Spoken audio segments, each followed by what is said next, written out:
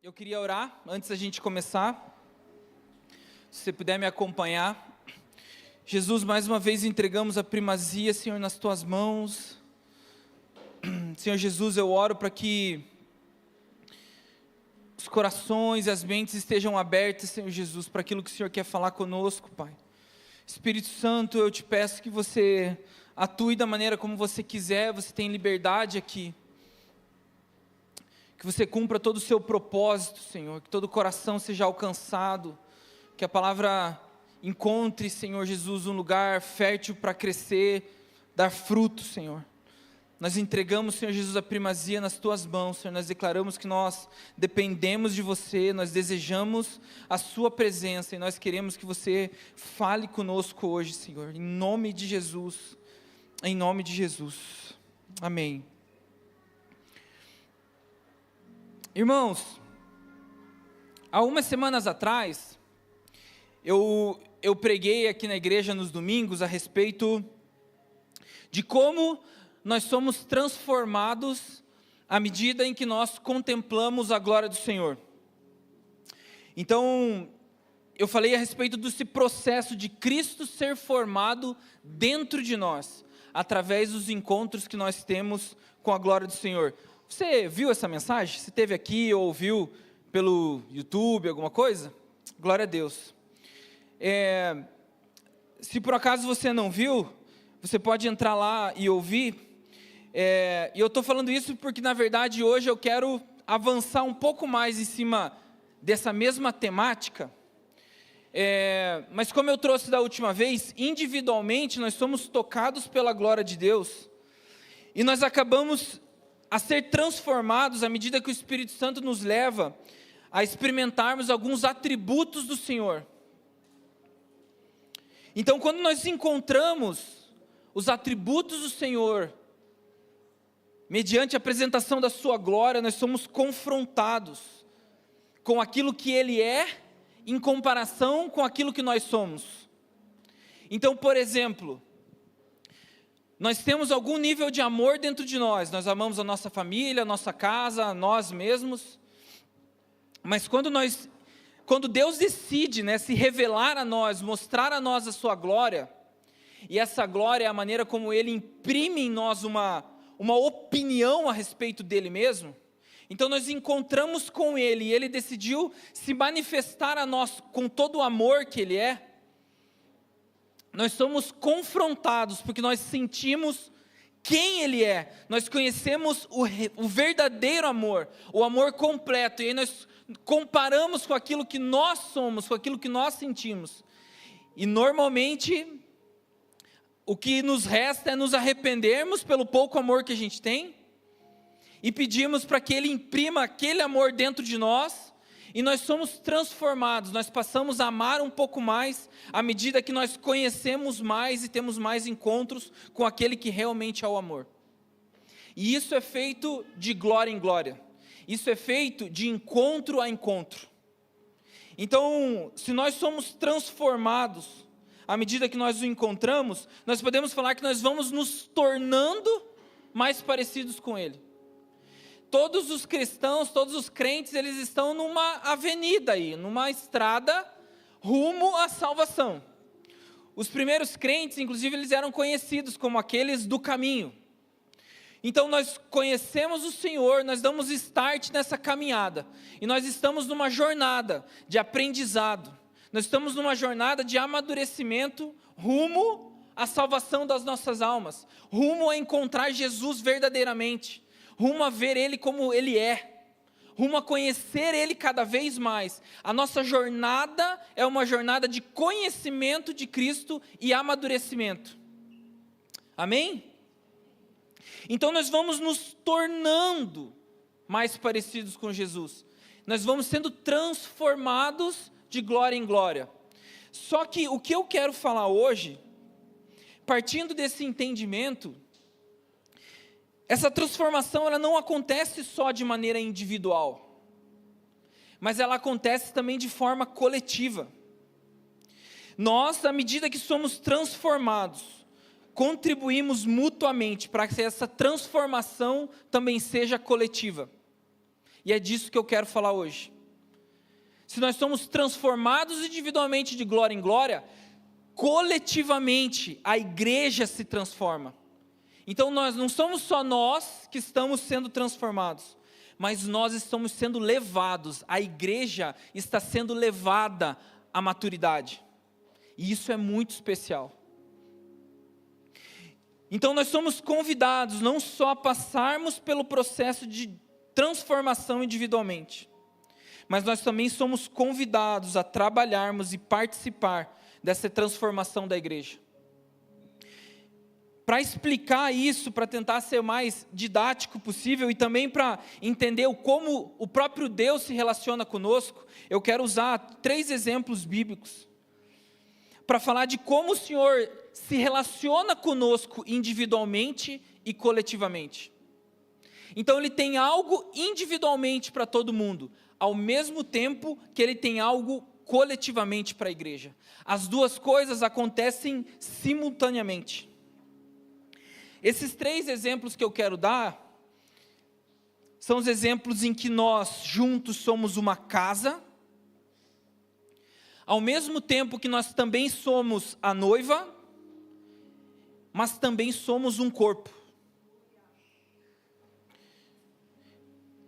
Então nós juntos formamos essa casa para a habitação de Deus, mas individualmente nós somos essas pedras vivas que edificam essa casa. Juntos nós somos a noiva de Cristo, mas individualmente nós trabalhamos como os amigos do noivo, que se preocupam com os seus interesses. Juntos nós somos o corpo de Cristo, mas individualmente nós somos os seus membros, nós somos os seus pés, nós somos as suas mãos, que dão continuidade na sua obra na terra. Então eu não quero que você entenda isso como coisas separadas, primeiramente. Então uma coisa não é separada, de outra. Então você não é só a casa, você não é só a noiva e você não é só o corpo. É como se eles fossem prismas da mesma igreja. Como se a igreja fosse um dado de 3 faces, onde em uma face ela é noiva, em uma face ela é a casa, e em uma face ela é o corpo. E gente, são só 3 exemplos que na Bíblia nós podemos ver outros. Mas eu quero usar isso para deixar marcado dentro de você essa capacidade de Jesus, essa capacidade de Deus de tratar conosco individualmente e coletivamente. E principalmente para te trazer uma responsabilidade que nós temos, à medida que somos transformados pela glória de Deus, nos ajudar mutuamente para sermos transformados coletivamente, como um grupo, como uma igreja, como uma família espiritual. E isso então ele é mais do que uma identidade, ele também é uma responsabilidade que nós temos coletivamente e individualmente. E essa capacidade de Deus de lidar com as duas coisas ao mesmo tempo, é uma coisa que sempre me fascinou muito. Talvez você já tenha percebido isso, você começa a ler, especialmente o Velho Testamento, e várias passagens o Senhor se refere dessa forma. Ele fala com pessoas individualmente, uma hora ele já está falando com Israel, uma hora ele já está falando que Israel é sua esposa, uma hora ele está falando que uma pessoa tem uma função. Então é como se ele se dividisse nessas duas tarefas, que humanamente é impossível. Eu diria que nem o principal, o maior computador da Terra conseguiria fazer essa gestão toda ao mesmo tempo. E eu, como um cara muito racional, às vezes cartesiano, eu fico tentando entender, às vezes, alguns padrões, da Bíblia, para tentar, de fato, descobrir, entender melhor. E aí, cara, quando eu me deparo com isso, de que Deus, hoje aqui, se nós temos, 150, 200 pessoas, o Senhor tem a capacidade de, ao mesmo tempo que Ele está nos levando ao mesmo lugar, ao mesmo propósito eterno, Ele individualmente tem algo para cada um. Ele conhece dentro do coração de cada um que está aqui. Ele conhece os pensamentos de cada um que está aqui. Ele sabe, por exemplo, se você está alegre hoje ou se você está triste. Ele sabe se a sua vida está sendo fácil ou não. Ele conhece o que você precisa hoje. E Ele vai fazer com que tudo coopere para o seu bem, à medida que você ama o Senhor. É o que a palavra diz. Então essa capacidade de gerenciamento é uma coisa absurda. Isso já seria impossível com 200 pessoas. Imagina com o mundo inteiro. Mas Ele tem essa capacidade, Ele tem um plano estabelecido desde a fundação do mundo. Ele não perdeu o controle. Tudo está debaixo das suas mãos e do seu governo.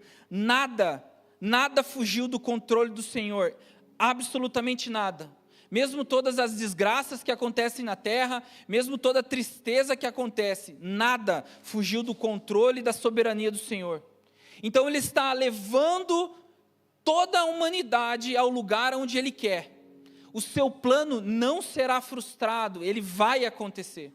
Ele está levando todos nós a esse lugar, mas ao mesmo tempo, mexendo individualmente com cada um, tentando levar, te chamar para participar desse plano individualmente. Sabe, com os dons que você tem, eu vou falar sobre isso, com as capacidades que você tem, com a maneira como você pensa. Você vai sendo transformado à medida que encontra a glória do Senhor, mas para participar desse grande plano dele. E Deus está fazendo isso com todo mundo, em toda a humanidade. E nós precisamos estar atentos, nós precisamos ouvir isso. Nós precisamos ouvir e responder: Senhor, qual é o meu papel em tudo isso? Não quero o Senhor só para mim. Eu não tenho um plano meu, individual, onde eu estou buscando o Senhor para que você satisfaça os meus desejos. Mas eu estou sendo transformado à sua imagem. E nós precisamos entender, o Senhor está me levando a um lugar, mas Ele também quer que você contribua com o Espírito Santo para que essa obra coletiva aconteça. Então, 2 pontos importantes que eu quero ressaltar aqui. A primeira coisa, então, é que Deus decidiu na sua soberania que as coisas não acontecerão automaticamente. A gente pode dizer que se nós ficarmos parados, nada vai acontecer. Só que aqui eu já dou uma pausa. Fala, como assim nada vai acontecer? Você acabou de falar que o plano dele de fato vai se cumprir, então como assim nada vai acontecer se nós não fizermos? A grande questão, irmão, é que Ele nos convida para participar do seu plano. Mas se nós não desejarmos se engajar nesse plano, seguramente alguém vai se levantar e vai fazer. Então o plano ele não vai parar. Mas se nós, toda essa igreja, toda essa família espiritual, por uma burrice eterna, decidirmos fazer só o que a gente quer, o plano do Senhor vai se cumprir.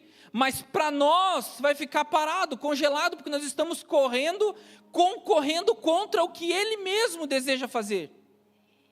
Então, se nós não ouvirmos a voz do Senhor e correspondermos com aquilo que nós precisamos fazer, para nós não vai acontecer nada.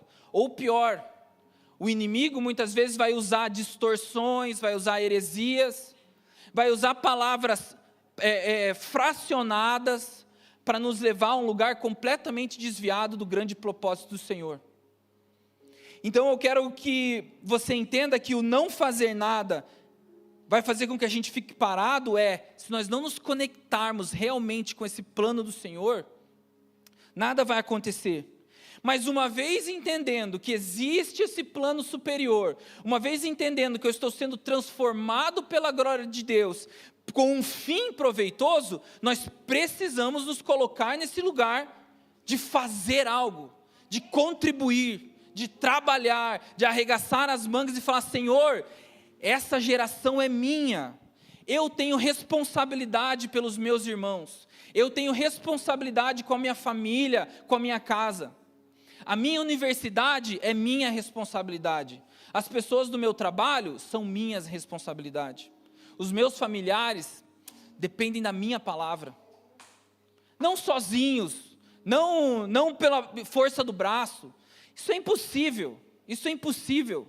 A gente vai falar disso, o Espírito Santo ele está do começo ao fim. Falei disso na última palavra, quando Jesus saiu da terra e decidiu deixar o Espírito Santo, enviar o Espírito Santo aqui, foi justamente porque ele falou: eu não posso fazer todas as coisas agora, porque eles não têm nem capacidade para entender. Se eu revelar coisas agora, eles não vão saber, eu não posso, mas eu preciso ir ao Pai, mas eu vou deixar o Espírito Santo, e Ele sim vai entregar todas as coisas que precisam ser feitas, porque eu sou um com Ele, o Espírito Santo tem a mente de Cristo, então Ele vai dar continuidade a essa obra. Então o Espírito Santo em nós, nos ajuda nessa obra. Então não é com as nossas forças, mas nós precisamos dar espaço para que o Espírito Santo nos use, para fazer o que Ele precisa fazer coletivamente. Então, se você entende que a sua mudança precisa acontecer, se você entende que esse amadurecimento precisa acontecer, nós precisamos trabalhar para isso. E Jesus, Deus, Ele nos chama como cooperadores. Em Filipenses 2,13, aquela passagem onde fala que Ele põe dentro de nós tanto o desejar quanto o realizar. Então, muitas vezes dentro de você, e eu quero que você já abra o seu coração, ouça o Espírito Santo, porque às vezes tem coisas dentro do seu coração que o Senhor tem gerado, às vezes dor que Ele tem te dado a respeito de uma área, tem temas que podem ser muito quentes para você, que são custosos. Às vezes você olha alguma notícia a respeito de algo e o seu coração se quebra por aquilo. Às vezes você vê determinada situação acontecendo na casa de Deus, no mundo, e aquilo te fere demais. Você começa a se inclinar para fazer alguma coisa. Você começa a abrir os olhos para enxergar coisas que o Espírito está te mostrando. E então Ele está colocando esse desejar dentro de você. E Ele também coloca o realizar. Ezequiel capítulo 22, versículo 30, fala assim: e busquei dentre eles um homem que estivesse tapando o muro, e estivesse na brecha perante mim por essa terra, para que eu não a destruísse, porém a ninguém achei. Por isso eu derramei sobre eles a minha indignação, com o fogo do meu furor os consumi, fiz com que o seu caminho recaísse sobre a sua cabeça, diz o Senhor Deus. O Senhor buscou na terra um homem que estivesse disponível para ouvir o Espírito Santo e se mover através dele. Então o Senhor, sem dúvida, irmão, em nome de Jesus, eu oro para que o Espírito Santo sensibilize o seu coração e a sua mente nesse momento, para te trazer de maneira muito vívida quais são as brechas que você precisa entrar nesse grande e lindo processo de cumprimento do plano do Senhor. Não o nosso, não são planos individuais, mas são plano do Senhor Deus, aquele que rege todas as coisas pelo poder da sua palavra. Esther capítulo 4:14, é justamente aquele versículo que Mardoqueu fala para Esther: será que não é justamente para esse tempo que você não foi colocada como rainha dentro do palácio? Se você não sabe a história, o povo judeu estava prestes a ser exterminado por um cara amaldiçoado. Esther é uma judia que estava dentro da corte, rainha.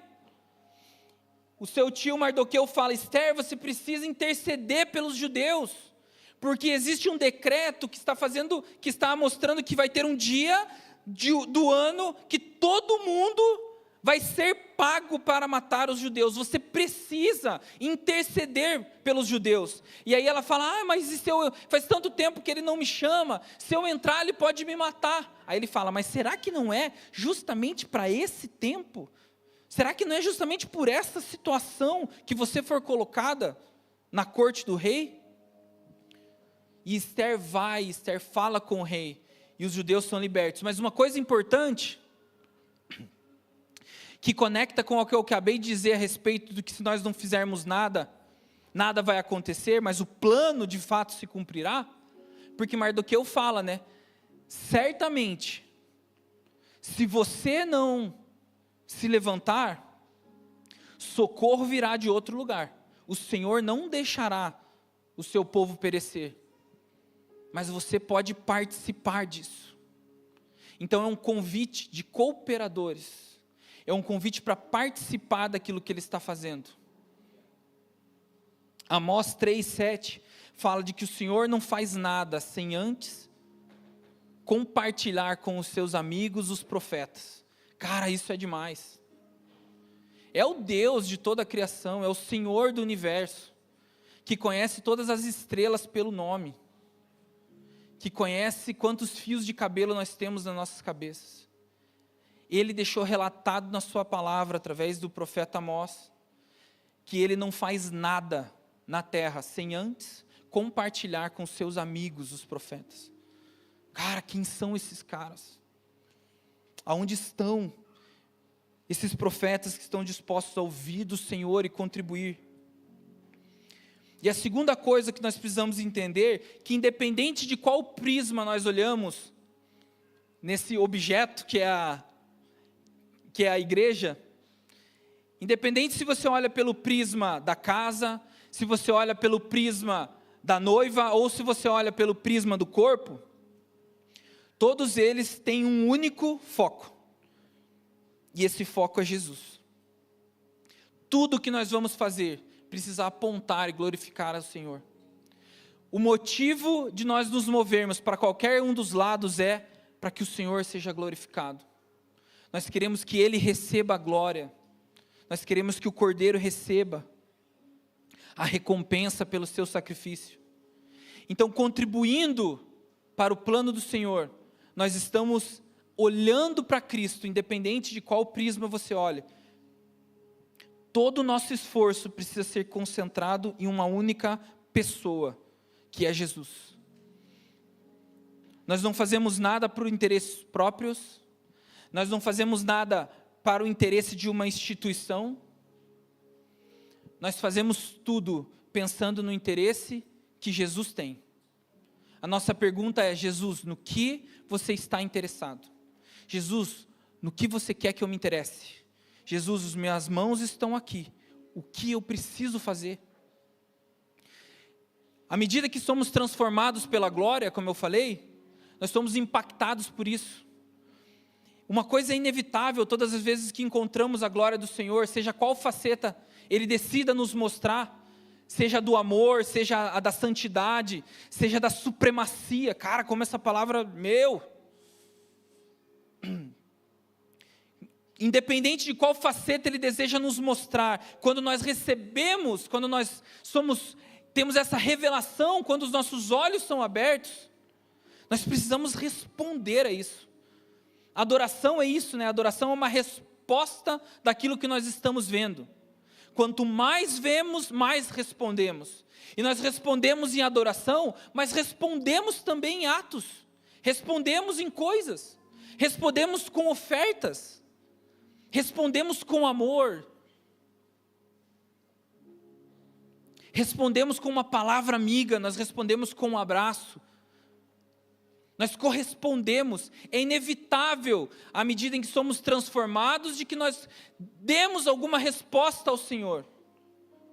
E essa resposta precisa redundar na maturidade da igreja, no crescimento do corpo de Cristo, na santificação da noiva do Cordeiro, no crescimento de um ambiente onde o Senhor deseja estar, na preparação de uma casa para a habitação eterna do Senhor. Amém até aqui, irmãos? Glória a Deus. Então eu quero me aprofundar nesses 3 exemplos. É claro que eu não vou esgotar esse assunto de maneira nenhuma, não é nem a minha ideia. Eu só quero mostrar como o Senhor faz isso individualmente e coletivamente. Então, se a casa aponta para essa presença da glória de Cristo, a sua habitação em nós, enquanto esperamos a sua volta. A noiva, ela vai falar do desejo, ela vai falar do amor, ela vai falar do anseio, da busca pelo noivo. E o corpo, ele não fala só do serviço para o mundo, mas ele também fala de comunhão entre os membros.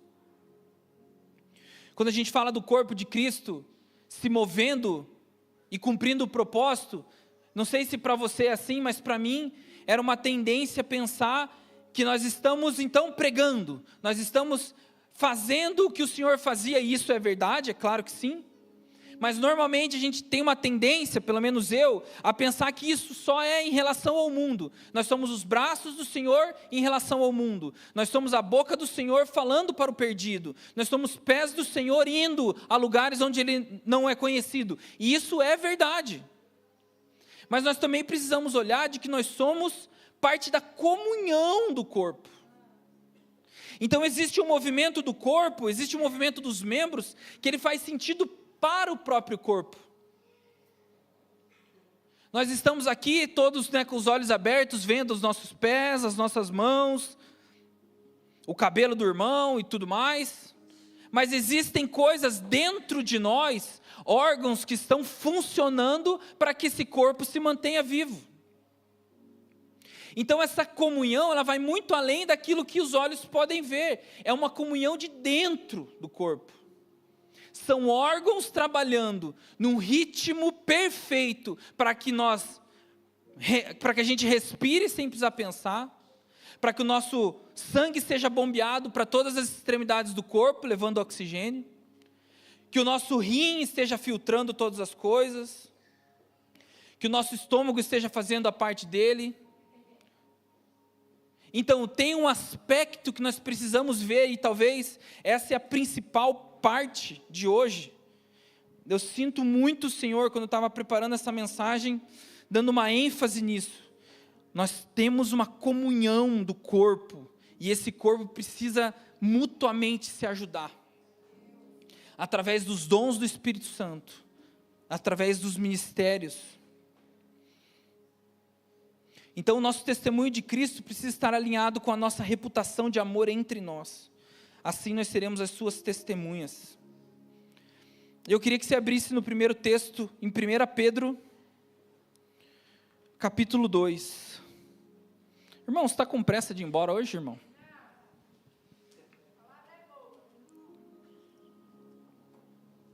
Eu me preocupo com o tempo, irmão, de verdade.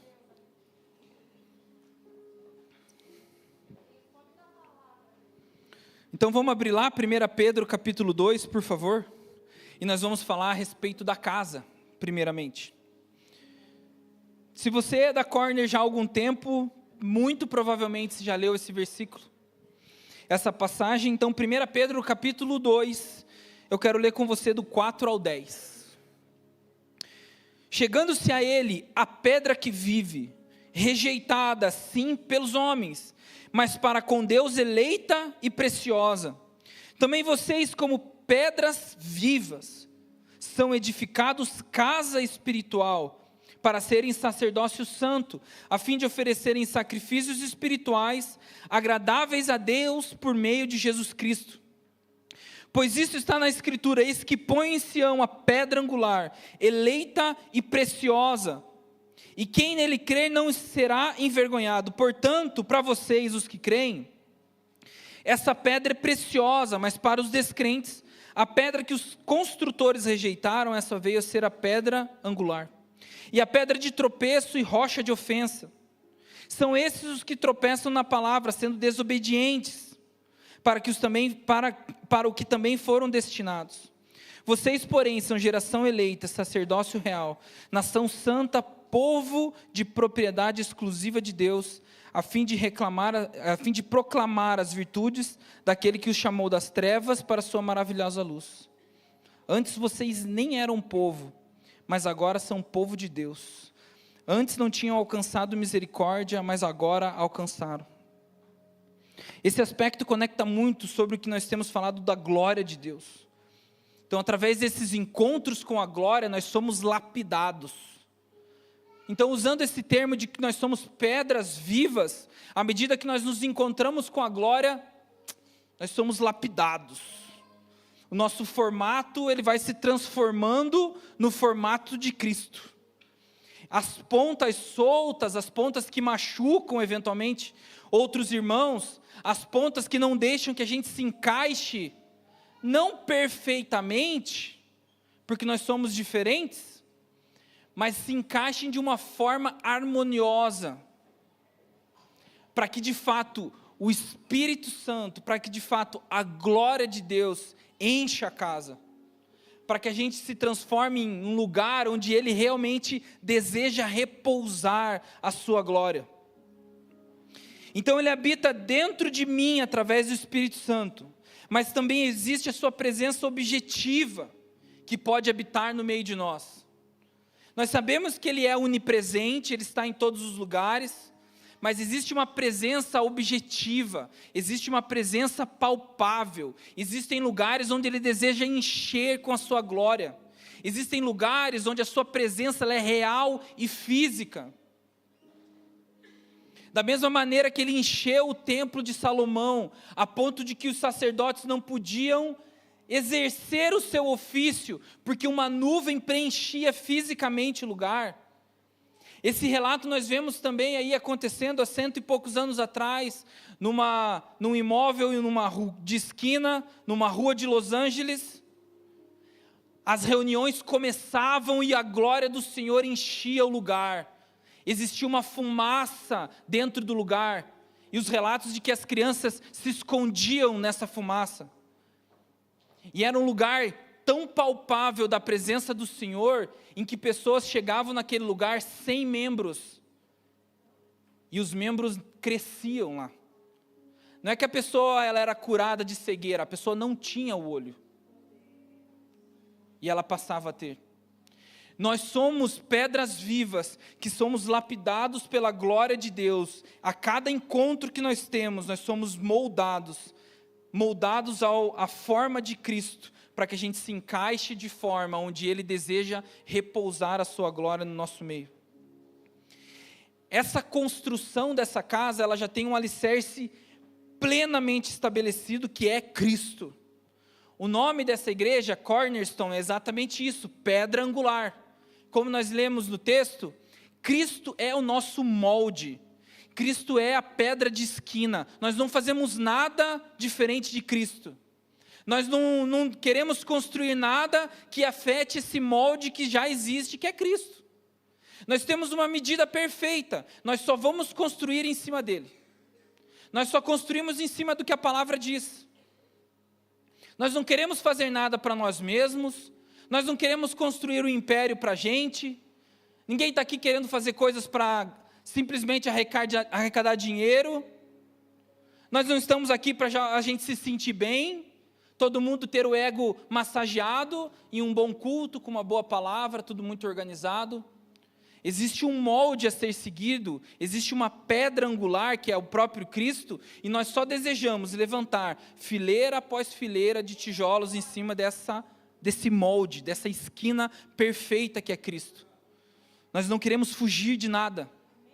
Da mesma maneira que Cristo falava, eu só fazia o que eu via o Pai fazendo. Nós só precisamos fazer isso, nós precisamos corresponder àquilo que Ele nos manda. Nós queremos fazer aquilo que a palavra diz. Nós queremos obedecer o que a doutrina bíblica fala. Nós não queremos fugir nada. Nós não precisamos inventar nada diferente disso. Nós só precisamos nos moldar a nossa cornerstone, a nossa pedra angular. Essa não é uma tarefa fácil, não é uma tarefa tranquila. Nós precisamos nos negar a nós mesmos. Nós precisamos negar o que é bom para nós, para nos moldarmos a essa pedra angular. Esses encontros com a glória, eles vão nos levar a esse lugar de negar-nos a nós mesmos. Quando, por exemplo, nós nos encontramos no Senhor e nós começamos a ler a respeito de como Ele se entregou a nós, de como Ele nos amou primeiro quando ainda éramos pecadores, como nós ainda éramos considerados inimigos dEle. Quando a gente começa a ver o que Ele fez por nós, da onde Ele saiu, para onde Ele veio, por se entregar por nós, para morrer pelos seus amigos. Que amor maior é esse, aquele que entrega a sua vida pelos seus amigos? Como nós podemos fazer? Como nós negaremos a nossa vida para alguém que entregou a sua vida por nós? Como nós falaremos, não, essa parte eu não vou mudar, isso é bom para mim, isso é confortável para minha família, isso eu não vou mexer. Se o Senhor fala, isso não está alinhado com o meu prumo, nós só precisamos corresponder, sim, Senhor. Sim, Senhor. Sim, Senhor. Quando nós oramos por alguma coisa que a gente quer, alguma resposta que o Senhor quer, uma resposta sobre algum assunto, tipo, compro um carro, não compro, vou usar exemplos simples, tá? Compro um carro, não compro, será que eu me mudo, será que eu fico? Será que eu viajo, será que não? O que eu faço, Senhor? Na verdade, a maturidade vai só nos levar a um lugar de só desejar ouvir a resposta, não importa se é sim ou não. Quando a gente pergunta uma coisa para o Senhor, a gente não pode esperar, Senhor, eu quero trocar de carro, sim? Senhor, eu gostaria de comprar uma coisa, sim, Senhor, é isso, sim, fale sim. A maturidade nos leva a querer ouvir primeiramente, e a resposta não interessa, a gente só quer ouvir, se é sim, se é não. O desejo de quem quer ser lapidado para construir uma casa para o Senhor, para ser uma dessas pedras vivas, é desejar ouvir o que o Senhor quer. O maduro é aquele que obedece com mais rapidez, independente do que ele fala. E em Lucas 14, ele fala, calculem o preço antes de construir uma casa, porque senão pode ser que vocês parem no meio e vão zombar de vocês. Então aquele que não deixar de lado seu pai, a sua casa, a sua família, os seus irmãos, não é digno de ser o meu discípulo. Negue-se a si mesmo e siga-me. Essa é a medida, essa é o shape do discípulo de Jesus. Aquele que não leva em consideração os seus próprios interesses, mas se deixa ser moldado pela presença de Deus, se deixa ser moldado pelos encontros da glória de Deus, e junto com outros irmãos que desejam a mesma coisa, começam a montar um lugar e clamar juntos, Senhor, vem aqui. Senhor, nós desejamos a sua presença, Senhor. Senhor, nós queremos mais da sua glória.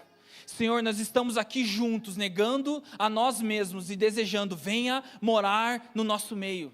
Nós queremos a sua presença cada vez mais real nas nossas reuniões. Nós nos juntamos para orar e clamar para que o Senhor venha. Peça o que você quiser, Jesus. Nós te daremos. Senhor, dobra-nos. Dobra-nos. Senhor, mostra-nos a sua vontade. Senhor, fala o que você quer. Senhor, eu te darei. Como Davi, que falou, eu sei que você pede na sua palavra sacrifícios e ofertas, mas eu já te ouvi, eu te conheço, você quer o meu coração e eu vou te dar. Se fosse ofertas, se fossem sacrifícios, eu te daria todos. Pegue todos, Senhor. Mas eu sei que você quer o meu coração, e é muito mais difícil dar o coração do que coisas. Seguramente é muito mais difícil dar coração do que coisas.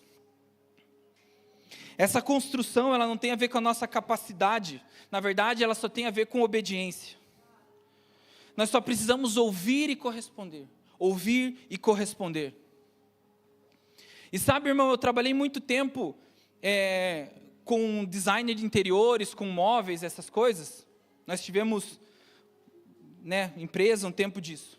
Então eu visitei muitas casas para fazer os projetos dos móveis e tudo mais.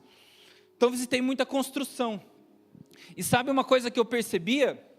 Que às vezes a gente ia num lugar e estava tudo no tijolo, assim, sabe? Dava para ver nada.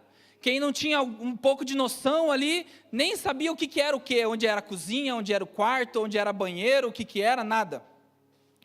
E as pessoas, os donos da casa, às vezes visitavam aquilo, e falavam, cara, bem, por enquanto não vi nada, só vi meu dinheiro indo embora.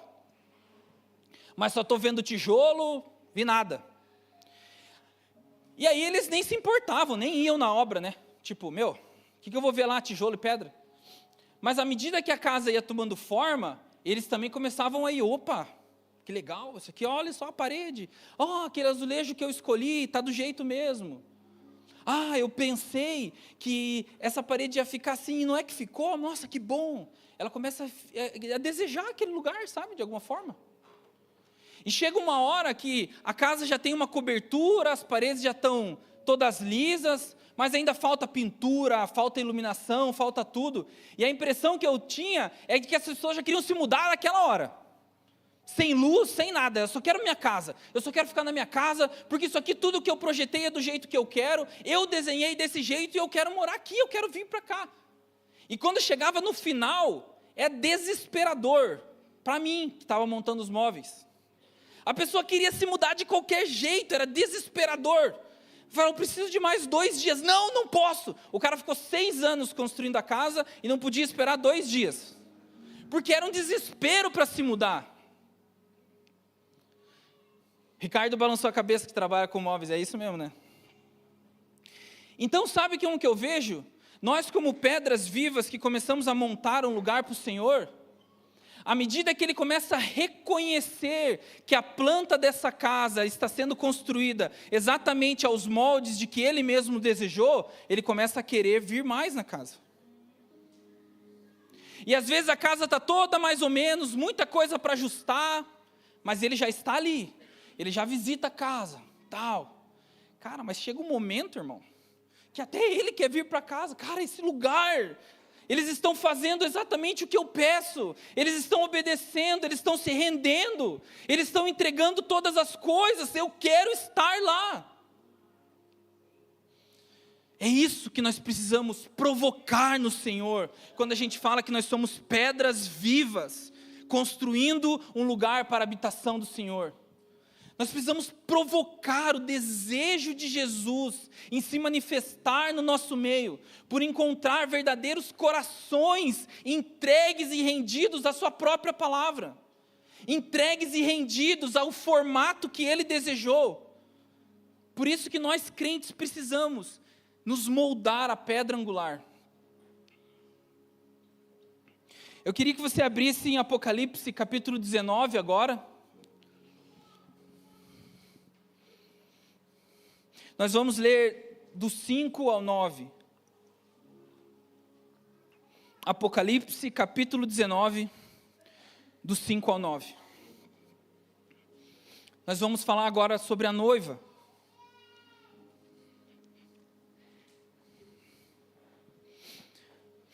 Apocalipse 19, versículo 5 ao 9. E do trono saiu uma voz que dizia: louvem o nosso Deus, todos vocês, e seus servos, todos os que o temem, os pequenos e os grandes.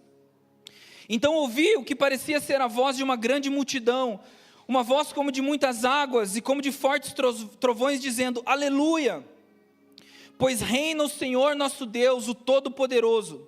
Alegremo-nos, exultemos e damos-lhes glória, porque chegou a hora das bodas do Cordeiro, e a noiva dele já se preparou. A ela foi permitido vestir-se de linho finíssimo, resplandecente e puro, porque o linho finíssimo são os atos de justiça dos santos. Então o anjo me disse: escreva, bem-aventurados aqueles que são chamados à ceia das bodas do Cordeiro. E acrescentou: são estas as verdadeiras palavras de Deus. Nós somos coletivamente a noiva do Cordeiro. E é claro que quando a gente fala de noiva, é quase que obrigatoriamente a gente falar de aliança, certo? Todos os casados têm uma aliança aí na sua mão esquerda, que corresponde a um compromisso que foi firmado com alguém que de fato você ama. E o Senhor fez uma aliança, primeiramente com Israel. E é maravilhoso ler a respeito dessa aliança. Ele fez uma aliança com o patriarca Abraão, falou que a partir dele seriam benditas todas as nações da terra, a sua descendência seria bendita. Todas as nações, todas as famílias da terra seriam benditas a partir da sua descendência. Abraão teve o seu filho Isaque, Isaque teve o seu filho Jacó, Jacó teve os seus 12 filhos. Jacó teve o nome mudado para Israel, e os seus 12 filhos se tornaram as 12 tribos de Israel. Deus, quando fez essa aliança com Abraão, Ele deu um símbolo, que diferente de uma aliança de ouro no dedo, era a circuncisão do seu descendente, né, masculino. E essa marca estava sempre presente em Israel, em todos os descendentes das tribos. Só que se você lê a história, irmão, fica claro de como Israel, com muita força, queria sair dessa aliança. Se esforçava, irmão, se esforçava demais, pecando, se entregando a outros deuses, o que a própria Bíblia mesmo diz. Isaías fala disso, Oséias fala disso, de que da mesma maneira como uma esposa trai o seu marido com outros homens, Israel traía o Senhor, traía essa aliança com outros deuses em idolatria. Mas o amor do Senhor, ele é indescritível. Nós aprendemos demais com o Senhor quando nós olhamos de como Ele manteve a sua aliança com Israel. Não é à toa que quando nós somos casados, nós somos levados a manter a nossa aliança no mesmo nível em que o Senhor Jesus mantém a sua aliança com a sua noiva. Isso é muito sério. E isso é tão doido porque teve esse cara chamado Oséias, onde Deus mandou que ele casasse com uma prostituta, só para exemplificar ao povo de Israel de o que estava acontecendo naqueles dias. Case com uma prostituta, tenha filhos com ela. Só que é tão maravilhoso que em determinado momento, e eu adoro esse texto, quando Oséias profetiza, né, e fala que o Senhor levaria Israel ao deserto para falar de amor com ele.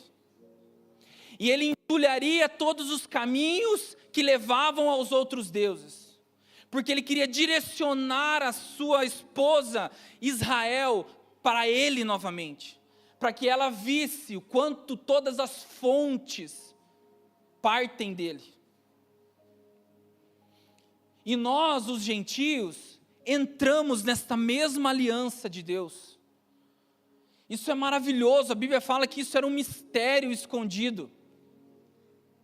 E do mesmo jeito, né, que um pai quando brinca de esconde-esconde com o seu filho, sempre deixa uma parte aparecendo, né, para que ele encontre, profetas atrás de profetas mencionavam a entrada dos gentios nessa aliança. Mencionavam como as nações seriam alcançadas, desde que a aliança foi firmada. Porque seriam benditas todas as nações da terra, todas as famílias da terra, não só as famílias naturais. O descendente não era o descendente de sangue, mas o descendente espiritual. Jesus é esse descendente. Nós descendemos dele, nós somos adotados por ele, nós somos incluídos nessa santa aliança de Deus. E de uma maneira maravilhosa, nós fomos enxertados nessa mesma videira. E nós participamos hoje das alianças que o Senhor Deus fez com os patriarcas. Tem um texto em Romanos 7, eu não vou ser louco de querer tentar explicar ele aqui agora e rapidamente, mas eu entendo que ele fala da mesma maneira que um casamento é preso na lei. Se a lei morre, esse casamento, a esposa fica livre. Da mesma forma, a igreja foi preparada com a mudança de lei, com a mudança de aliança, para se casar com aquele que ressuscitaria um dia, Jesus. Nós somos a noiva do Cordeiro. Nós vamos participar disso. Coletivamente, se coletivamente nós somos essa noiva, individualmente, nós somos o amigo do noivo. Nós fazemos o papel que João Batista fez antes de Jesus vir na terra. João 3, versículo 28 ao 30 fala: vocês mesmos são testemunhas do que eu disse. João falando para os seus discípulos: eu não sou o Cristo, mas fui enviado como seu precursor. O que tem a noiva é o noivo. O amigo do noivo que está presente e o escuta se alegra muito por causa da voz do noivo. Pois essa alegria já se cumpriu em mim, convém que eu cresça e ele diminua. Então nós aqui, eu vou dar um exemplo. Se nós todos somos a noiva, vocês são a noiva do cordeiro, e eu estou aqui fazendo um papel do amigo do noivo, eu não quero chamar atenção para mim, eu não quero honra nenhuma para mim, eu não quero nenhuma glória para mim, eu não quero que vocês prestem atenção em mim, eu não quero que vocês achem que eu sei alguma coisa sobre a Bíblia, o que eu quero é que vocês olhem para o noivo. A noiva foi feita para o noivo. E o noivo está esperando a noiva. Então nós, como amigos do noivo, mais uma vez, somos transformados de glória em glória, e nós começamos a contribuir para que a noiva seja ataviada, para que a noiva seja transformada, para que as vestes da noiva sejam lavadas, para que ela se prepare de maneira fiel e verdadeira para o dia em que se encontrará com o noivo. Então eu vou exortar o meu irmão em amor, falar, cara, tem um dia que você vai ver o Senhor, você será apresentado diante dEle, esse é o dia das bodas do Cordeiro, você não pode não fazer parte, cara, se santifique, cara, se prepare para esse dia. Ame o Senhor de todo o seu coração, de todas as suas forças, de todo o seu entendimento, abandone o pecado, fuja o máximo mais longe que você puder. Não flerte com o pecado, não fique vendo se você está chegando no limite, se é pecado ou não. Cara, fuja, corra ao contrário do abismo do pecado, santifique as suas vestes, porque um dia você se encontrará com o noivo. E benditos são os que fazem parte desse banquete. Individualmente, nós precisamos levar a coletividade a se preparar para as bodas do Cordeiro. Eu não quero a noiva para mim, eu não estou interessado em machucar a noiva, eu não estou interessado em usar a noiva para benefícios próprios, eu não estou interessado em que a noiva me faça alguma coisa, pelo contrário, eu quero servir a noiva. Eu quero contribuir para que o noivo quer, os pensamentos dele é que são mais altos, como ele deseja a sua noiva, o que ele está esperando encontrar naquele dia, é nisso que eu preciso me preocupar. Convém que ele cresça e que eu diminua, desapareça se possível. Nós precisamos olhar para o noivo e desejar ardentemente, e isso é parte crucial do que a noiva representa na minha visão. A noiva é aquela apaixonada pelo noivo.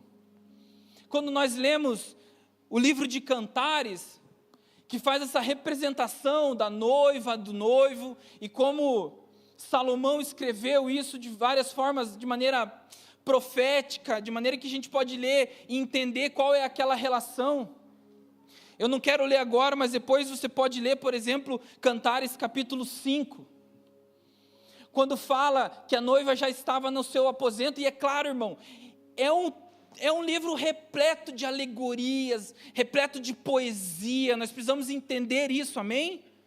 Não com tanta literalidade, mas de uma maneira muito poética, do que aquilo quer mostrar. Então a noiva que estava no seu aposento, de repente, ela ouve o noivo batendo na porta. Cara, e esse livro fala que o coração dela começa a palpitar, porque ela deseja muito o noivo. A Bíblia fala de que ela vê o noivo colocando a mão na fresta da porta, e o seu coração se estremece. Ela sente o perfume do noivo, e ela se sente atraída por ele, e ela quer se encontrar, e ela sai pela cidade, buscando o noivo. Ela fala para as suas amigas, alguém viu o noivo? Eu estou desesperada,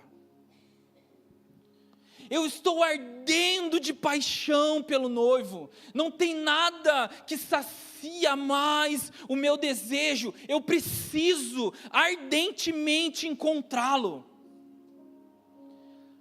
Aquela canção super conhecida, ele é o mais belo de milhares, é daqui, irmão. A noiva fala, não existe ninguém que se compare ao noivo.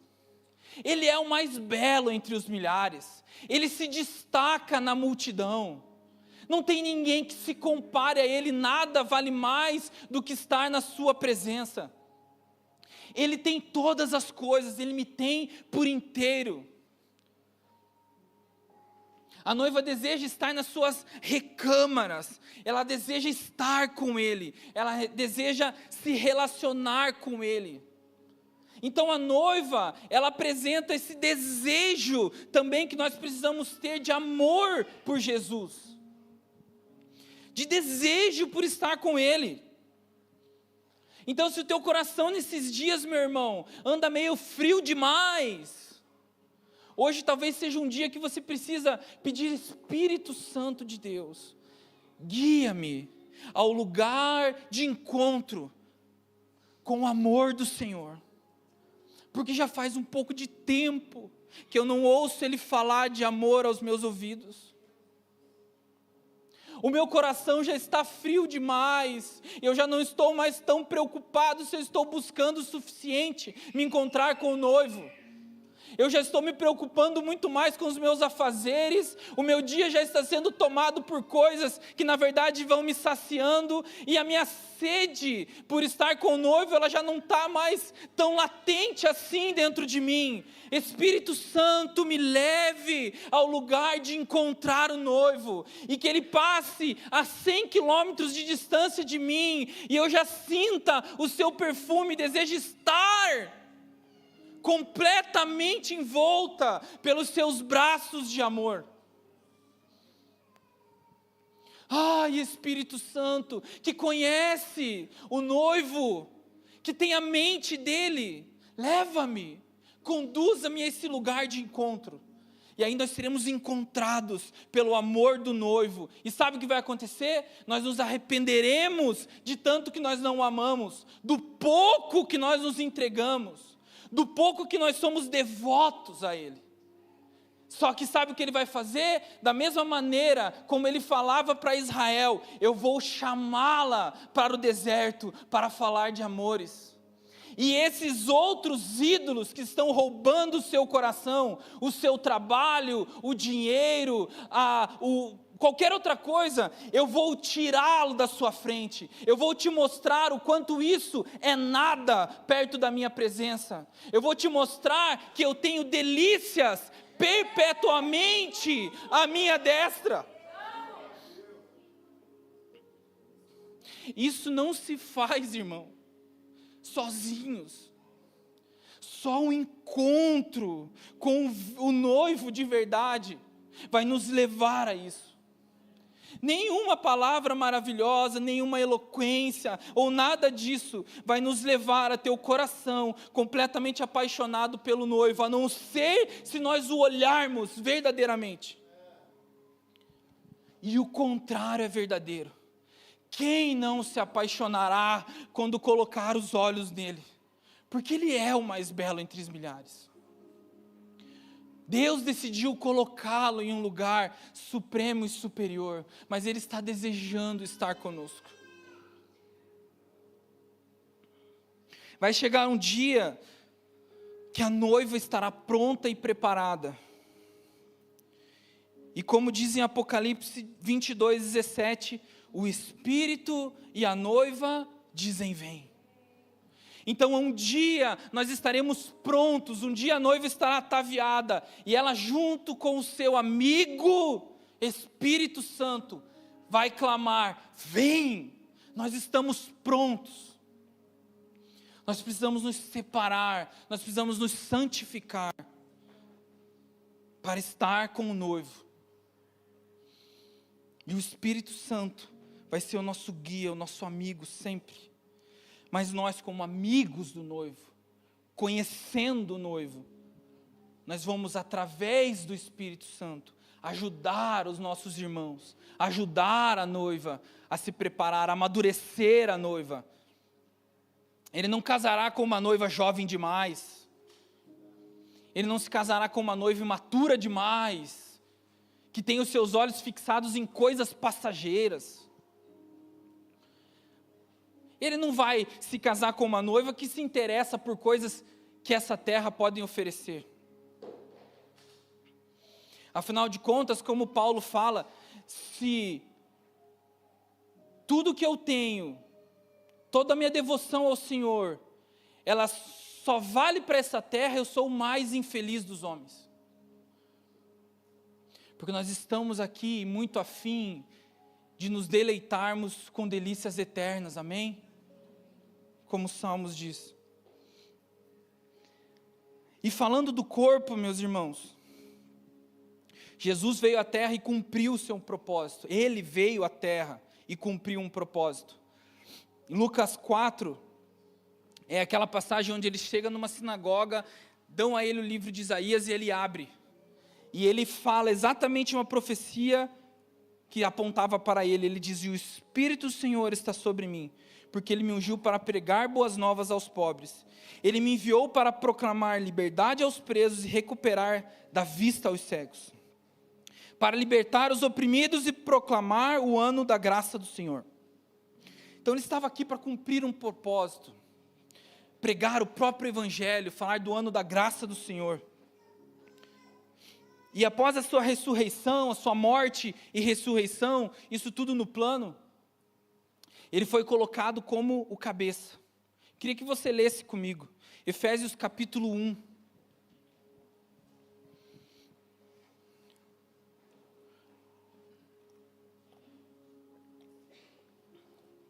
Efésios capítulo 1.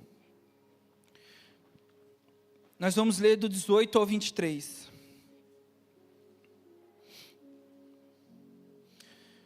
Efésios 1, do 18 ao 23. Peço que Ele ilumine os olhos do coração de vocês, para que saibam qual é a esperança da vocação de vocês, qual é a riqueza da glória da sua herança nos santos, e qual é a suprema grandeza do seu poder sobre nós, os que cremos, segundo a eficácia da força do seu poder. Ele exerceu esse poder em Cristo, ressuscitando-o dentre os mortos e fazendo-o sentar à direita, à sua direita, nas regiões celestiais, acima de todo principado, potestade, poder, domínio e de todo nome que se possa mencionar, não só no presente século, como também no vindouro. E sujeitou todas as coisas debaixo dos pés de Cristo. E para ser o cabeça sobre todas as coisas, o deu à igreja, a qual é o seu corpo, a plenitude daquele a que tudo enche em todas as coisas. Então nós somos o corpo de Cristo nessa terra. E Ele, depois de ter feito a sua obra, ter morrido na cruz por nós e ser ressuscitado pelo Senhor e está assentado à destra do Pai, subiu aos céus, mas foi posto como cabeça, como governo, como liderança da igreja. E nós somos o seu corpo nessa terra ainda. Quando Jesus comissionou os seus discípulos ao que fazerem quando ele já não estivesse mais aqui, nós podemos ler em Marcos 16, 15, por exemplo: vão por todo mundo, preguem o evangelho a toda criatura. Mateus 28, 19 e 20, façam discípulos de todas as nações, batizando-os em nome do Pai, do Filho e do Espírito Santo, ensinando-os a guardar todas as coisas que tenho ordenado a vocês. E eis que estou com vocês todos os dias até o fim dos tempos. Nós temos um compromisso como corpo de Cristo em testemunhar aquilo que nós vimos, aquilo que nós ouvimos dele. Não tem como testemunhar se nós não estivermos próximos a ele. Nós precisamos ouvir, nós precisamos ver. Os primeiros discípulos que se achegaram a Jesus eram antes discípulos de João Batista. E como nós lemos anteriormente, o que João Batista fez quando Cristo se manifestou? Vocês não vão me seguir. Sabe aquele que eu falei? É esse cara. Ele é o Cristo, não sou eu. O que os discípulos de maneira extremamente inteligente fizeram? Obrigado, João. Se viraram, foram atrás de Jesus. E aí, aonde você está? Aonde você está morando? O que você está fazendo? Jesus disse: venham e vejam. E eles passaram uma tarde com Jesus. Eu não tenho dúvida de que a vida deles foi completamente transformada naquele dia. E eles não foram só chamados a testemunhar da vida de Jesus. Na verdade, Jesus falou: sejam testemunhas da minha ressurreição, porque a morte todos viram. Da mesma maneira que Jesus, encontrou aqueles discípulos descendo o caminho de Emaús, e Jesus perguntou para eles: por que vocês estão tão tristes? Ele falou: cara, será que é só você que não sabe o que aconteceu em Jerusalém? Você não sabe da história de Jesus? O Nazareno, que viveu uma vida justa, pregando as boas novas, curando os enfermos, pregaram o cara na cruz, o cara morreu, acabou a nossa esperança. Todos sabiam, mas quando Jesus ressuscitou e apareceu aos seus discípulos, os caras se encheram de fé. Como Paulo diz, se a ressurreição não tivesse acontecido, nada valeria. A ressurreição foi a prova de que Deus fez Jesus se assentar num lugar superior, colocou o seu nome sobre todas as coisas, porque a morte não podia retê-lo. E diferente de muitos outros que ressuscitaram para morrer de volta, Jesus ressuscitou para nunca mais morrer. Nós somos testemunhas. O corpo de Cristo testemunha da morte, da ressurreição e da volta de Jesus. Nós precisamos estar com Ele para poder testemunhar de tudo isso. Nós precisamos provar dos bens do mundo vindouro, do poder do mesmo Espírito que ressuscitou Jesus. Pode nos ressuscitar de uma vida morta que vivemos somente para esse mundo. Nós somos chamados a testemunhar isso. Mas além disso, irmãos, como eu falei, pode ser que você entenda isso como sendo um chamado para fora, e é verdade. Pregar as boas novas, batizar. Só que a Bíblia também fala, como nós acabamos de ler, nós estamos discipulando. Nós temos um encargo de estar ensinando essas pessoas. E isso fala de comunhão. Isso fala de uma vida juntos. Não é só pregar, batizar e mandar essas pessoas para onde? Nós queremos discipular as nações. Nós queremos ter comunhão uns com os outros. Nós queremos que Cristo seja formado no nosso meio. Eu quero dar frutos, bons frutos, e você, à medida que me conhece mais, você recebe dos frutos que eu estou dando através de uma vida no Espírito.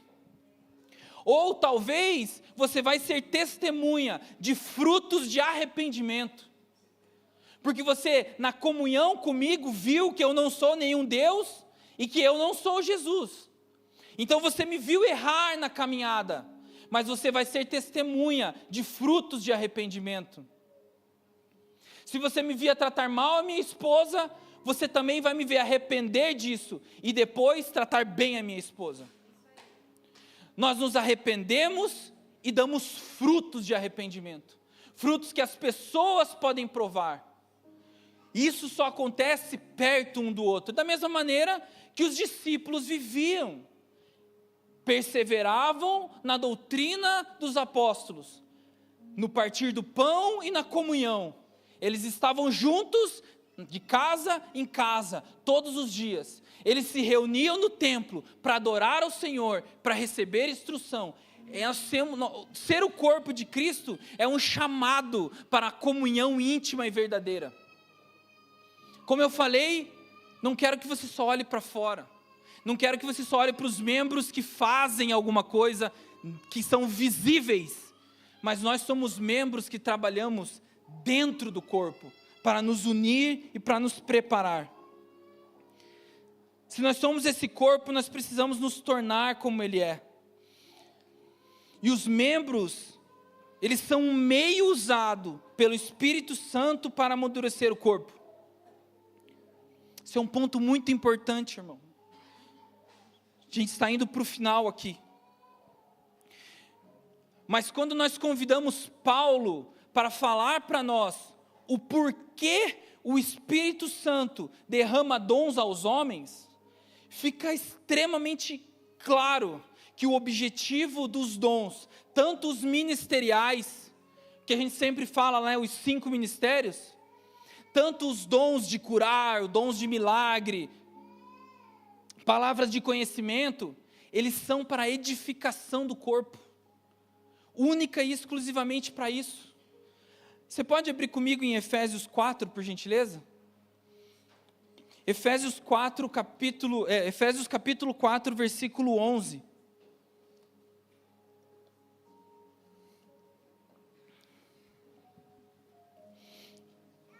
Eu quero ler com você esse texto, não é tão curto, mas vocês estão aí, gente? Vocês estão? Por favor, fiquem mais um pouco. Nós vamos ler mais um texto, ele não é tão curto, mas acompanha aí na sua Bíblia, irmão. Deixa Paulo falar para você que é muito melhor que eu, muito. Leia Efésios, leia Coríntios. Deixe Paulo falar com você a respeito de como você pode ser usado poderosamente na comunhão dos santos para a edificação do corpo de Cristo.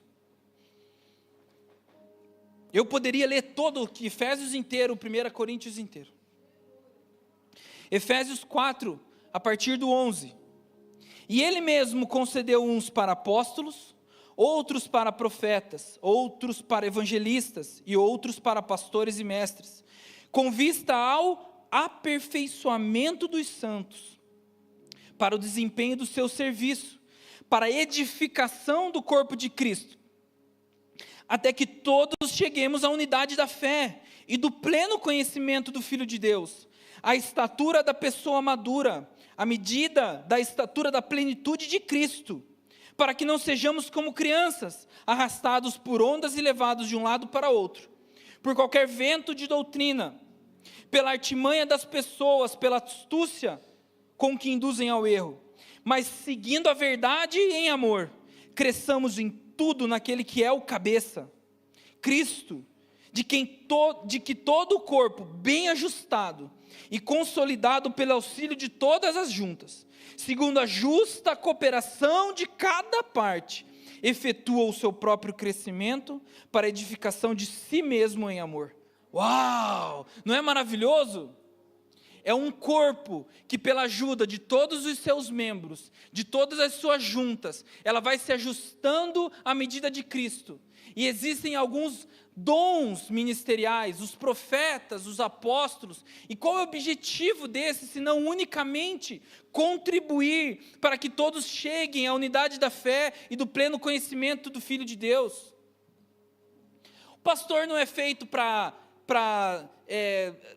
sei lá para quê. Não sei nem o que para quê. Eu só sei que a única coisa que o pastor serve é para pastorear as ovelhas do Senhor e levá-las ao conhecimento de Cristo. É para se doar e entregar a sua vida para essas ovelhas, que também não são dele, mas são de Cristo. Porque ele é o nosso supremo pastor, amém? Existem pastores. Jesus fala disso aqui, Deus, né? Está falando, Paulo. Mas existe um supremo pastor, aquele em que qualquer pastor natural vai prestar contas no final. Sabe, irmão, é uma super responsabilidade, porque Paulo fala, né, eu busco, vou aqui fazer uma versão mais descolada, eu busco não fazer nenhuma bobagem, para que o que eu mesmo falei seja desaprovado. Então, se eu estou aqui falando isso para vocês hoje, isso também é uma forma em que eu estou me expondo para vocês hoje. Porque eu acabei de falar que nós, todos os cristãos, você precisa dar um testemunho de alguma coisa. Eu preciso ter uma reputação, não é uma reputação minha, como se eu fosse alguém super bom, não, mas é uma reputação que segue aquilo que eu estou pregando. Então eu me jogo diante de Deus. Senhor, tem misericórdia. Eu acho que essa é a minha principal oração. Senhor, tenha misericórdia de mim. Mas para que servem os mestres? Se não para ensinar a sã doutrina, se não para ajudar os irmãos a entenderem mais a respeito do Senhor e da sua palavra. No fim dos tempos, algumas pessoas ajuntarão mestres para si mesmos, para falar coisas aos seus próprios ouvidos. Então existem pessoas ouvindo, mas existem pessoas ensinando. Mestres que querem discípulos próprios. Mestres que querem fazer escolas para si mesmos. Mestres que desejam não falar dessa doutrina, não falar daquilo que leva a Cristo, mas às vezes daquilo que é mais conveniente, é prático, é bom, traz recurso. Os mestres, eles são completamente fixados na palavra de Deus, os verdadeiros mestres, aqueles que só pregam a doutrina.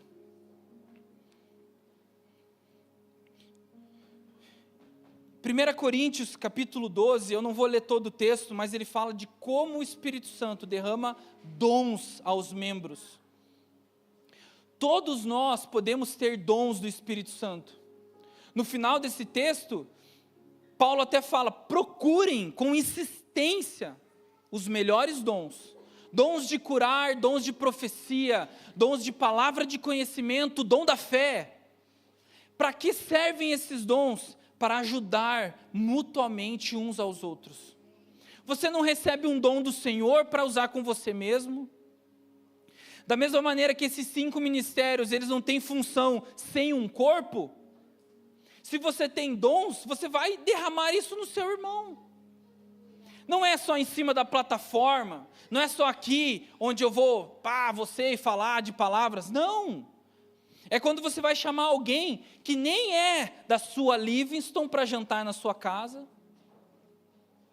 e durante o jantar, você recebe uma palavra de conhecimento, e você, empurrado pelo Espírito Santo, fala, irmão, deixa eu te falar uma coisa, eu quero que você julgue, tá? Abra o seu coração, mas eu estou com uma impressão que o Espírito Santo me trouxe aqui, e eu tenho muito medo de errar, mas eu tenho mais medo de desobedecer o Espírito Santo, então eu quero te falar, tal. E a pessoa vai julgar, irmão, se aquilo procede ou não. Mas sabe de uma coisa? Você pode mudar a vida do seu irmão com uma palavra de conhecimento que o Espírito Santo pode te dar. Um dom que veio sobre você, derramado da maneira como Ele quer, pode mudar a história do seu irmão que está sentado aí do seu lado na cadeira. Você não vai usar isso para ganhar dinheiro? A Bíblia relata disso.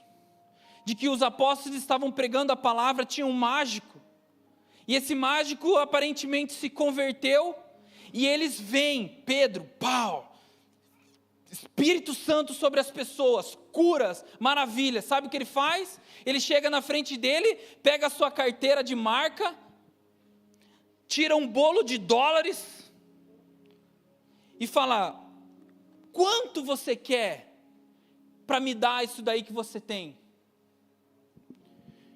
Porque se você me der isso, eu vou conquistar o mundo, cara. Você está curando as pessoas. E o que ele fala? Saia daqui, cara. Sai fora, Satanás. Se converta de verdade. Porque era alguém que queria usar o dom para benefício próprio. Isso é uma loucura completa. E nós vemos isso, infelizmente, acontecer vez após vez. Profetas falsos. Operadores de milagres. Mas a Bíblia é clara dizendo de que no último dia as pessoas se achegarão até Jesus e Ele vai falar, afasta-te de mim porque eu não sei quem é você. Jesus, como assim? Como não sabe? Você está de brincadeira, né? E aquele monte de cura lá, você está doido?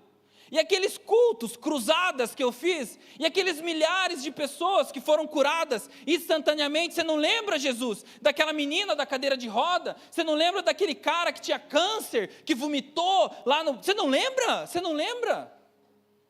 Afasta-te de mim, eu não conheço você, eu não sei quem você é. Os dons, irmão, não atestam caráter. Os dons não atestam intimidade. Os dons podem até ter sido recebidos em um momento que de fato existiu um coração quebrantado e contrito, entregue e rendido ao Senhor. O Espírito Santo veio e desceu, entregou um dom, um presente para aquela pessoa, mas aquela pessoa decidiu usar esse presente, que seria para benefício do corpo de Cristo e também do mundo, para benefício próprio. Ele não apontava Jesus, ele apontava para ele mesmo.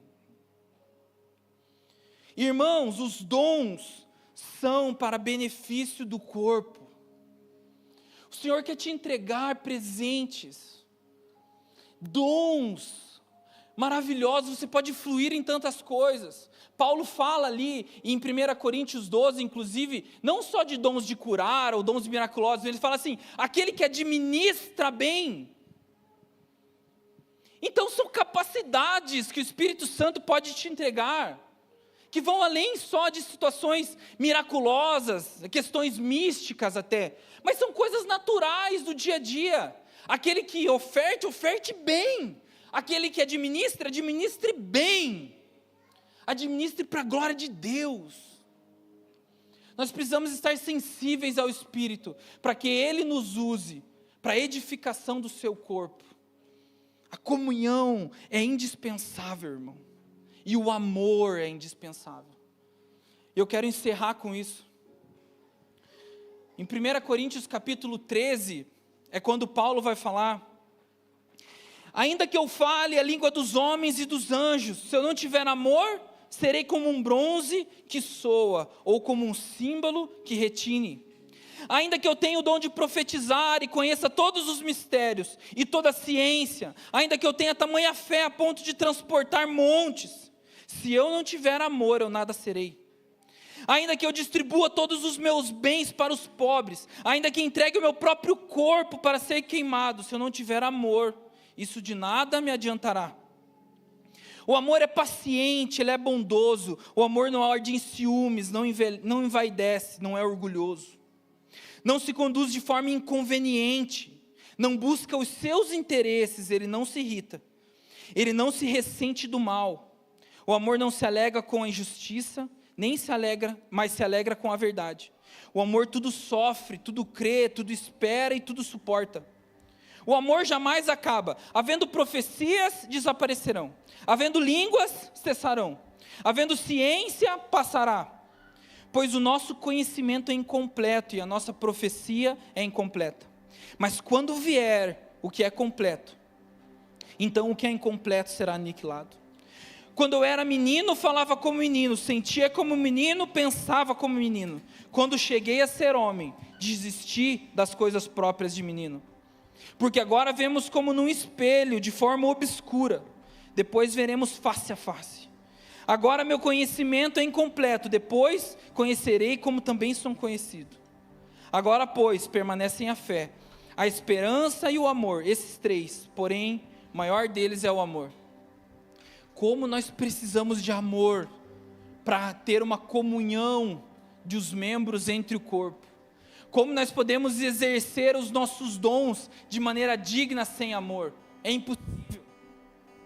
Nós precisamos receber do amor do Senhor, para poder caminhar dessa forma, sendo transformados de glória em glória, e contribuindo para que o corpo do Senhor seja amadurecido. Como Paulo diz, antes eu era menino, antes eu falava como menino, eu andava como menino, ou seja, no começo da minha caminhada, eu fazia o que eu queria, eu não me importava.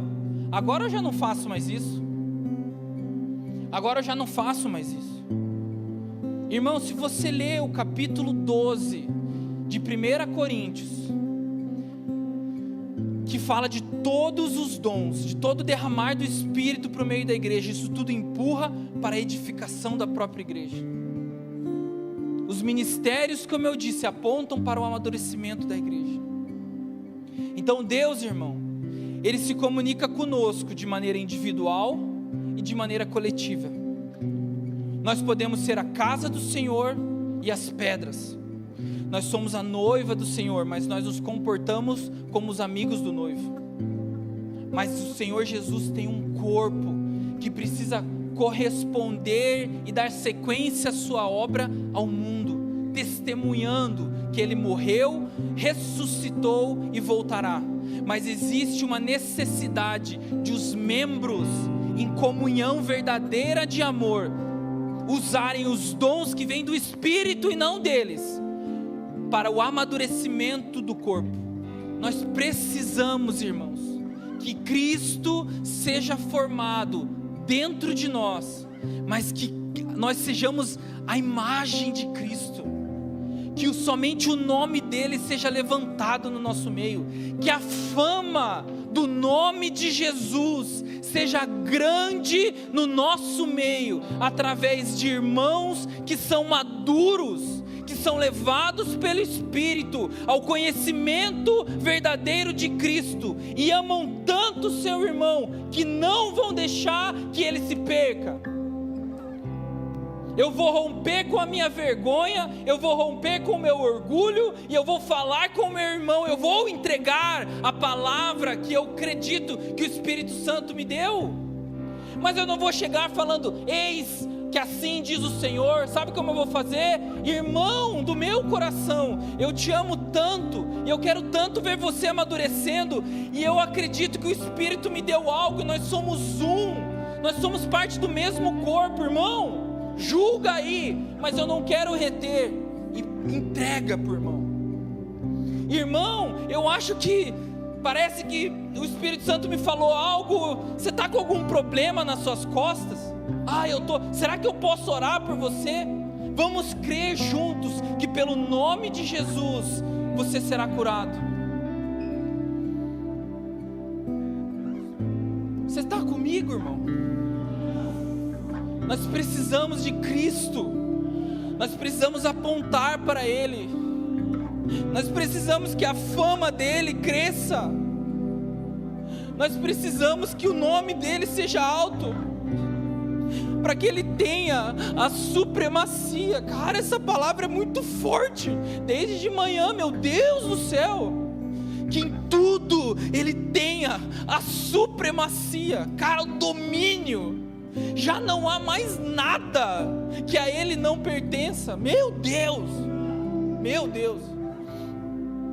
Então, irmão, talvez o que você vai precisar hoje, talvez o que você vai pedir hoje, é para que você peça, Espírito, me leva até Jesus. Eu preciso ser lapidado, eu preciso abandonar coisas, eu preciso ser formado à imagem de Cristo, que é a pedra angular, porque eu desejo a sua habitação. Talvez você vai pedir, Espírito Santo, aquece o meu coração mais uma vez.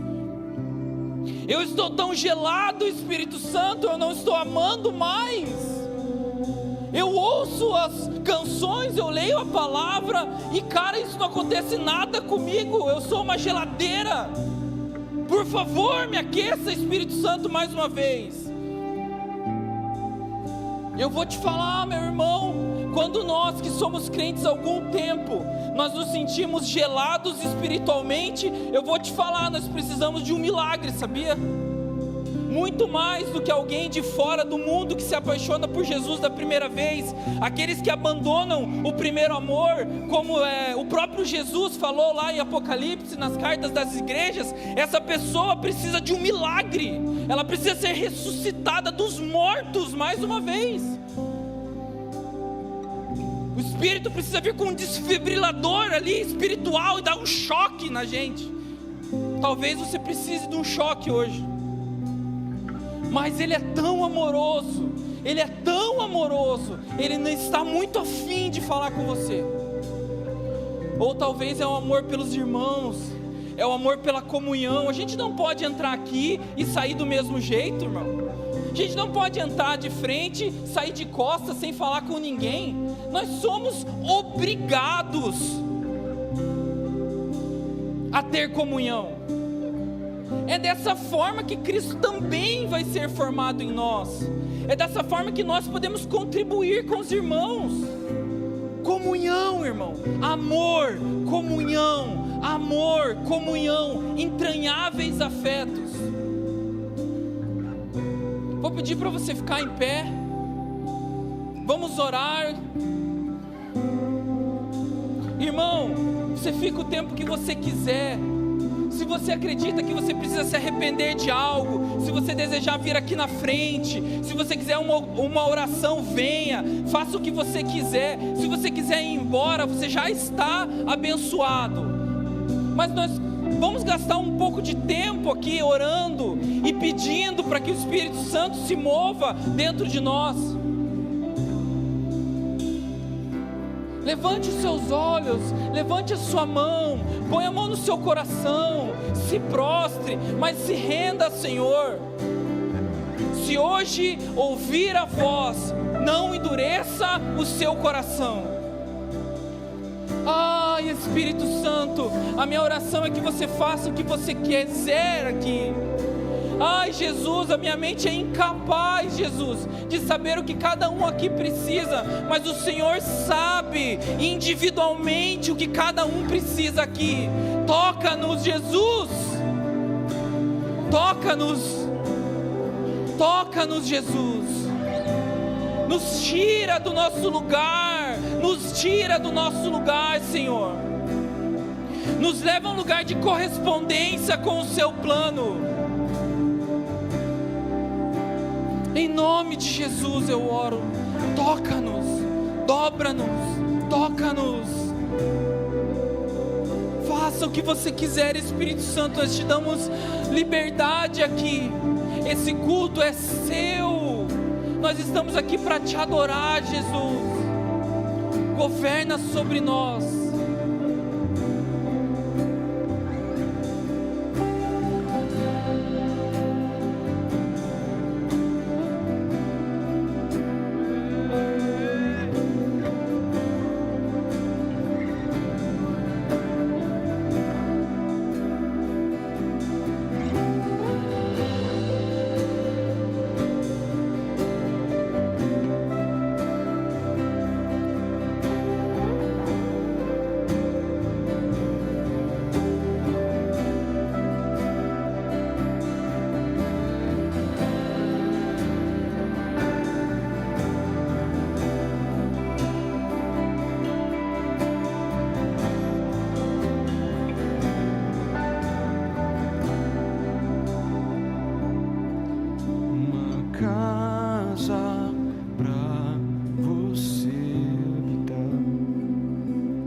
Pedras vivas unidas pra tua glória, uma noiva apaixonada, adornada pra casar contigo, membros de um só corpo, onde o cabeça é Cristo.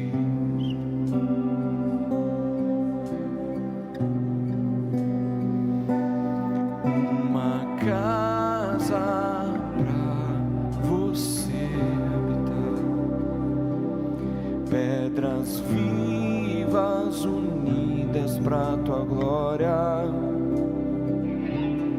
uma noiva apaixonada, adornada pra casar contigo,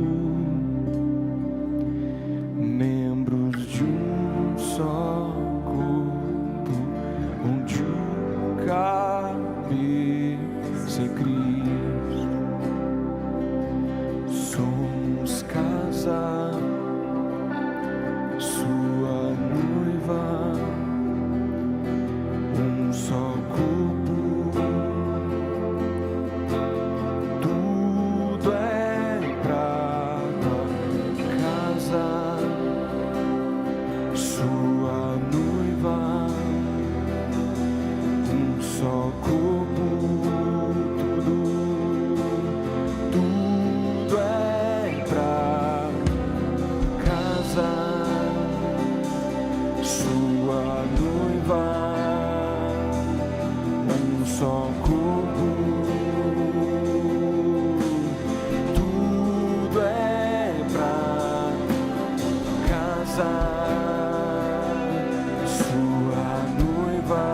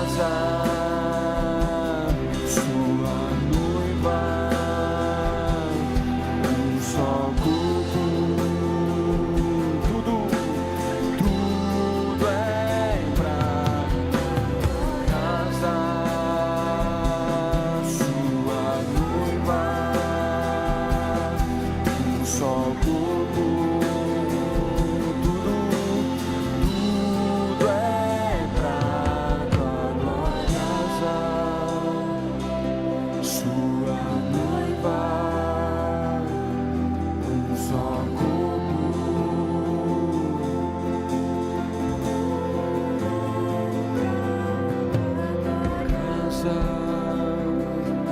sua noiva, um só corpo.